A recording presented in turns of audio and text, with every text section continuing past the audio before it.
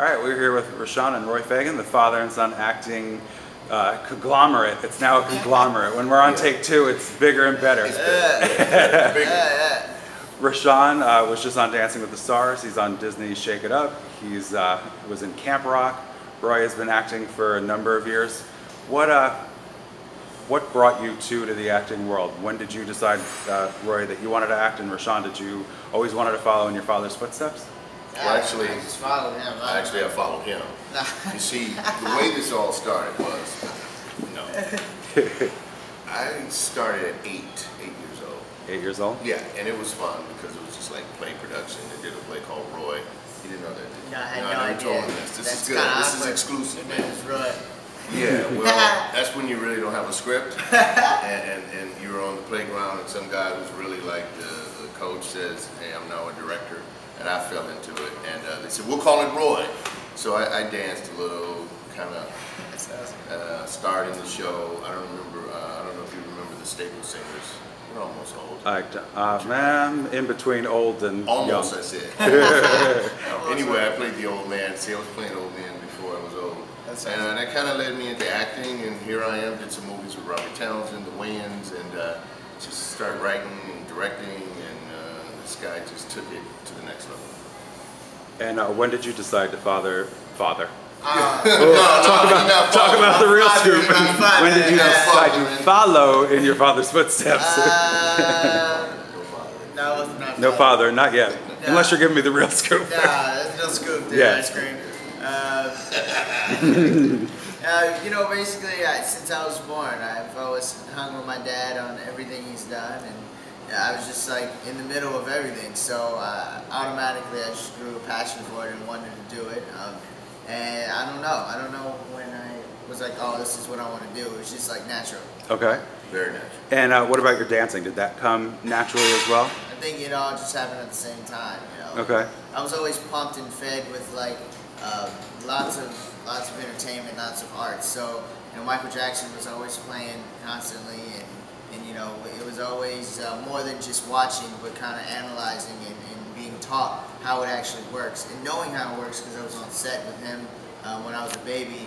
I started really understanding the concept of entertainment and making people happy. So even though he ignored it, yeah, as you know, young kids are not looking at what you're doing, but they're totally absorbing. I mean, there was instruments around, worked with a lot of famous Grammy Award artists and stuff, which all, you know, always loved him, Cutie Pie, Dimples and stuff, and he would go, yeah, get over there and work with my dad, because I'm really not interested in any of this right now, and I'll play with your toys here while you go rehearse. Yeah. Usually it was a keyboard or drums. You know, the band was always just sitting around. Yeah, so he actually absorbed real music. I was kind of a playwright, wrote music and dabbled in it, and was successful doing my own shows.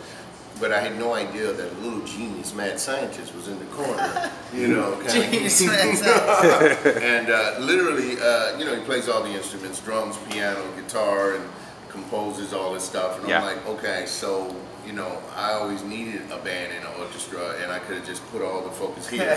And he just kind of, he played me. No, I didn't know. I didn't know what I was doing. I just copied them. And now, just happened. You were just on Dancing with the Stars. Still mad at America for you getting eliminated as early as you did. A little bummed about that. So how was that experience overall? It was, I think it was a crazy experience for everyone in my family, and just me, and you know, it's a memory that will never be replaced. It was something special. I think the coolest part was getting to know so many cool people. You know, everyone in the cast was, you know, a different person. You know, had new things to bring to me, new things that I learned from them, and it was just inspiring, you know. And I learned a lot about myself too, that I could get things done under a lot of pressure. A lot of pressure, man. There was so much pressure. We started actually driving for him, which, you know, he has his own pad, his own car. But it's like, you know, 12-hour days with him also dabbling a little in his music at night when he didn't go straight into an unconscious state of mind. But this guy worked harder than, and I work hard myself, but this guy worked harder, bigger and better than I've ever seen any artist, any producer, any director do. And, you know, I'm proud of, you know, how hard he worked and how he executed. During the process, we were in the middle of a real estate deal, And one of the funny stories was, as great as he was, I wouldn't watch the rehearsals because then you see, the show. Yeah, and I'm real close to him, so we do everything together. And I don't give him advice about dance because my moves are old. So what could I actually help and do? So, but I started dancing. I'm pretty good at it, but it was like there's nothing I can do to save him here. Yeah, that was my next question actually, because not to throw you under the bus, because I'm extremely appreciative that you're doing this interview, but I did see a clip of you, throwing your dad under the bus with his older music that he only could dance to, and that was very funny. Yeah, you saw that clip. You didn't see the one where I was releasing blood. No, I didn't see the one where he gave me my props and my dap. But what I was gonna say is pretty much, when I saw how hard he worked, this guy is not loving this interview process, but we're at the Beekman Hotel. That helps us get a free room next time. Yeah. It's awesome here. We're looking over the whole city here and the river. Pretty But nice. anyway, you can cut that part out if we don't get the discount. Absolutely. Anyway, watching him work was like, the triple threat that he is. He's killing it. He's doing these awesome rehearsals all day, all week. And then, because we're in the middle of a real estate deal, literally, before he goes on, literally you go, did he close yet? And this is like minutes before going out there to dance. And I'm like, not yet. And so he comes off, maybe did a great job, or maybe he went into the bottom. Usually the bottom. But he's not depressed about being in the bottom. He's like, here from the real estate agent. And I'm like, dude, it's like, this is more of a priority, which is really in my opinion, the key to success. You don't chase it. He didn't really get caught up into the Dancing with the Stars or the acting world or the entertainment world. He got caught up into whatever he was going after, his passion, whether it was a new loft, which did close. Yeah, that's awesome. The loft did close. Or whether it was his music, which he chases after and it runs faster. So far he hasn't. It's pretty fast, yeah. It's got some new shows. He had the tail at one time. But meanwhile, all these other deals close around him. Yeah. Disney shows, Camp Rock 1, 2, 3, 4. I'm sorry, you went too far with that. Right. But I'm just impressed how he focuses. He's able to have all these other things on his plate, and then even still handle the things down here and execute them without it being, most people can't do two things at once. I'm watching the triple threat, and I think we got to change him to now. What do you go through? I don't know, quadruple, and then Yeah, what else can you do? Do you have a sport that you can play? Absolutely not. Okay, well, you gotta go cooking, something. I got No, you sport. I can cook a little bit. No, he got out of that, but he started drawing first. I can do a little baking. I can get with some baking. He got into the baking, he got into the drawing, he got into the drum playing. I can skateboard. All right. I've been skateboarding since I was. You could be in, what do they call that, extreme Oh, no, It's I like don't- extreme sports. Dude, Yeah. that was totally getting ready to take us to another world. We were all at the, X Games. Games. Right, that's what I was He's thinking. Every buying year, skateboards. yeah. My wife and I are looking like, is this what he's going to break his ankles, right? And so we're like, okay, we'll get him the board. And it was like, but isn't he trying to dance a little too? It was like, he's going to break his ankles. He's gonna break his ankles. So, I knew it because I can't do any really great sports, although I have a mean hook shot. Lakers, I'm available. There you go. Now, what advice would you give to people who are just starting out? One, just make sure you really want it, because too many people that really do want it, and if you waste your time, you're wasting a lot of opportunities for other people. You know what I mean?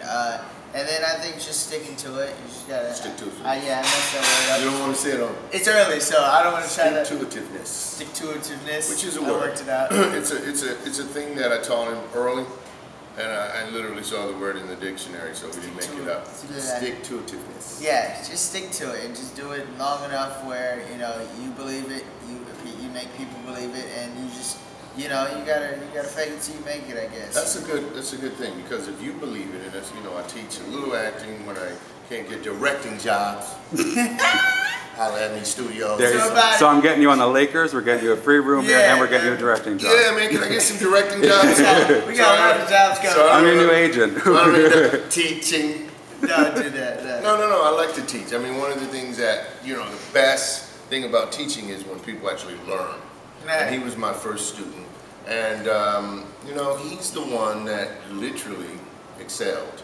He's the one, when I directed and had all these wonderful things going as an actor and director and producer, I was like, wow, I'm looking at all this stuff I do. But Well, I think I was listening to you teaching them, but I was the only one listening. I think that was the deal. No, I was there. no, you weren't the only one listening. You were the only one that was able to execute in the fashion. Okay, I guess, yeah. To absorb, to digest the way I kind of cram stuff and information. Yeah, I got and to a person's, you know, soul and permeate it into their, you know, their being is almost like that's too much. But the way I teach is, it's okay because all this will come natural later. You know, I tell you all this stuff, you're like, look, you're telling me 1,000 things at once, like this is gonna really sink in. Yeah. But what happens is, and he's a witness, I'm watching him execute all those things later. It's like, you remember? And he's like, Dad, I got this. Now he's using these terms. I do's this, I got this, Dad. And I'm like, you know what, son? You do got this. And I've watched him being 20 years old. Maybe 15 years, well, I was actually teaching when you were in your mommy's stomach. Yeah, I know. This is stage right. This is stage. Downstage, son, downstage. What are you doing? It's 2 down. One of the things I did with Roshon was totally bond with him when he was a day old. I took him on the set of a commercial when he was 2 days old, literally holding him like a football. Nice. A friend of mine named Joe, who's a big director, held him. Joe's got a hand big as, you know, this table. He held him and kind of tossed him in the air. And I'm like, okay, give me my baby back. But, Give me my baby back. not my ribs. That was coming out of my mouth next, but I didn't want to sidetrack. My baby back ribs. But I knew right away that this kid was special, and it was almost like that was almost, in a sense, blessing him into the business. Joe's a Clio winning director. Yeah, Joe's kind of a meanie, and you know, I've been called kind of a tough director myself. And that guy's pretty mean. one of the things that I think Roshon has is the toughest skin in showbiz, because you know, I did. Oh, you got tough skin, baby. It's pretty smooth though, dude. I told like your character is smooth. It's kind of smooth. But I told him when I was tough with him that I don't want some director, some producer, some network, some person breaking you down. That's my job, because I'm going to break you down that no one else could break you down.